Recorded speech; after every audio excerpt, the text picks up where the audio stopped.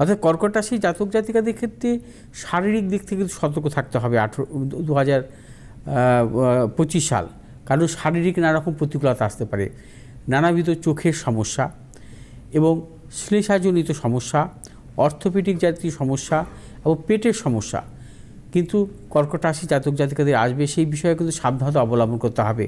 কর্কট রাশি জাতক জাতিকারা 2025 সালে কিন্তু অর্থ উপার্জন করবেন, কিন্তু অর্থটা সেভাবে ধরে রাখতে পারবেন না, কারণ নানা কারণে কিন্তু অর্থ নাশের প্রবল যোগ। অষ্টমে রাহু অর্থ নাশের কারণ, এবং যেহেতু নবমভাবে শনি অবস্থান করবে, নবমভাবে শনি অবস্থানের দরুন বিশেষ করে প্রিয়জন অর্থাৎ পিতার শারীরিক কিছু কিছু বিড়ম্বনা আসতে পারে কর্কট রাশি জাতক জাতিকাদের। কর্কট রাশি জাতক জাতিকাদের ক্ষেত্রে এডুকেশন সংক্রান্ত সাফল্য, উচ্চশিক্ষার ক্ষেত্রে সাফল্য এবং উচ্চশিক্ষাজনিত ব্যাপারে যদি আপনারা বিদেশে যেতে চান সেক্ষেত্রেও কিন্তু সাফল্য মিলবে। অর্থাৎ কর্কট রাশি জাতক জাতিকাদের উচ্চশিক্ষার ক্ষেত্রে সাফল্য, আর তার পাশাপাশি কর্মজনিত কিছু কিছু সাফল্যের প্রবল যোগ আছে। কর্মজনিত যারা কর্মপ্রার্থী তাদের ক্ষেত্রে কিছু কিছু প্রতিকূলতা আছে। যারা চাকরি করছেন কর্মক্ষেত্রে উন্নতি বা পদোন্নতির প্রবল যোগ আছে।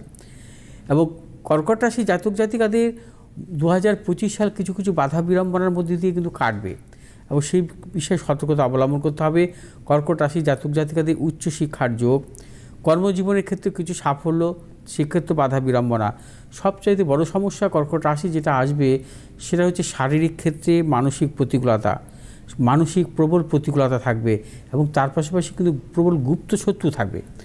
গুপ্ত শত্রু অপযশজনিত সমস্যাও কিন্তু আমরা ভুগবেন কর্কট রাশি জাতক জাতিকাদের। কর্কট রাশি জাতক জাতিকাদের সন্তানের সাফল্যের যোগ, কর্কট রাশি জাতক জাতিকাদের দূরভ্রমণের ক্ষেত্রে সাফল্য, কারণ নবমে শনি যেহেতু আপনাদের শুভাবস্থা থাকবে, দূরভ্রমণের ক্ষেত্রে বা কিন্তু আপনাদের সাফল্য দেবে।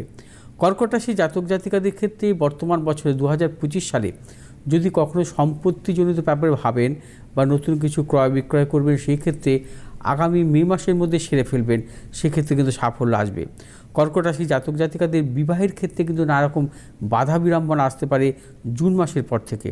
জুন মাসের পর থেকে কিন্তু কর্কট রাশি জাতক জাতিকাদের নানারকম পারিবারিক জীবনে সমস্যা বা দাম্পত্য সমস্যা, তার পাশাপাশি গুপ্ত শত্রু অপযশজনিত সমস্যা কিন্তু বৃদ্ধি পেতে পারে।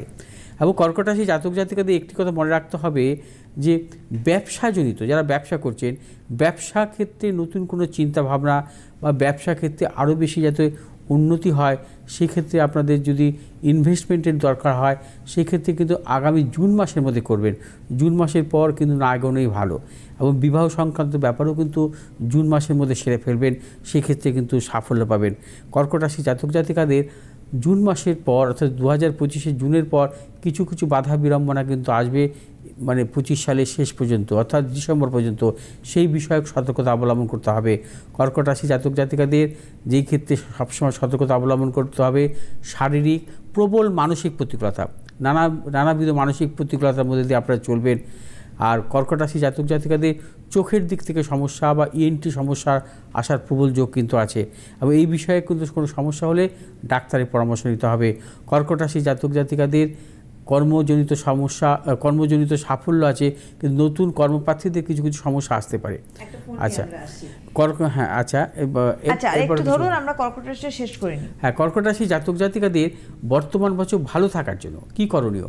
প্রতি সোমবার আপনারা কিন্তু শিবলিঙ্গে অভিষেক করবেন, জলাভিষেক করবেন, কর্পূর এবং পঞ্চামৃত তৈরি করে, এবং তার পাশাপাশি কর্পূর দিয়ে কিন্তু আপনারা কিন্তু জলাভিষেক করবেন শিবলিঙ্গ, এবং ওং সময় নম এই মন্ত্র পাঠের মাধ্যমে কিন্তু আপনারা প্রতি সোমবার কিন্তু আপনারা 2025 সালে কিন্তু আপনারা শিবলিঙ্গের জলাভিষেক করবেন।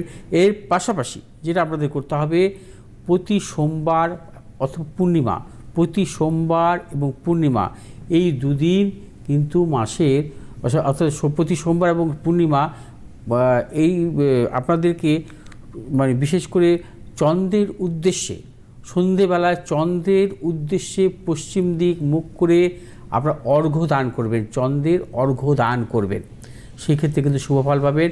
এবং চন্দ্রের যে অর্ঘ্য দান করবেন সেই অর্ঘ্য দান করার সময় সাদা ফুল এবং কাঁচা দুধ একটু কর্পূর সহযোগে কিন্তু চন্দ্রের অর্ঘ্য দান করবেন প্রতি সোমবার এবং পূর্ণিমার দিন পশ্চিম দিকে মুখ করে সন্ধেবেলায়। আচ্ছা, এবার আসবো